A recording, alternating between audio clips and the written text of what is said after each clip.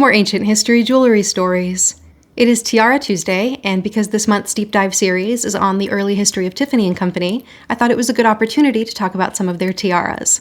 The company did not make very many, but the ones that we do have examples of are nothing short of exquisite. Starting with the earliest, we have this incredible diamond tiara from 1894.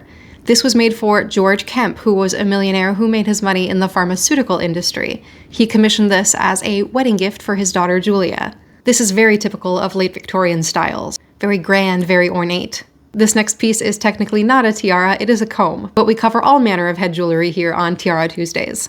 This was designed by Louis Comfort Tiffany himself, and it is very indicative of his whimsical, colorful, nature-inspired designs. This is made in the form of 2 dandelions and 2 dragonflies. The dragonflies have enameled bodies with opal eyes. Next up is one of my favorites. This is a diamond and emerald tiara from 1905. This is made in the belle epoque style that was so popular during the turn of the 20th century. It's made with an open scrollwork motif in yellow gold, set with diamonds and these big, beautiful emerald cabochons that look like candy. Then we have a more subdued piece, a platinum and diamond bandeau from 1915. This is a precursor to the flapper styles that would become so popular during the 1920s.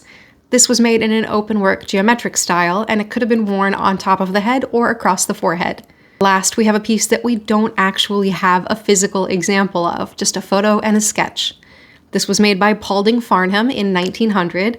Paulding Farnham was one of the top goldsmiths and designers at Tiffany. We will be talking about him a little bit in the podcast episodes.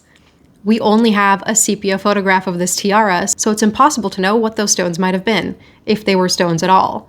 This sketch, which looks like a preliminary concept for the tiara, shows them colored in blue, which makes me think that perhaps they were enamel details. The photo does also look like they could have been pearls or perhaps conch pearls. I wish we could see a more modern photo of this piece, especially of it being worn. To me, this tiara embodies the whimsical and beautiful designs that made the company so famous.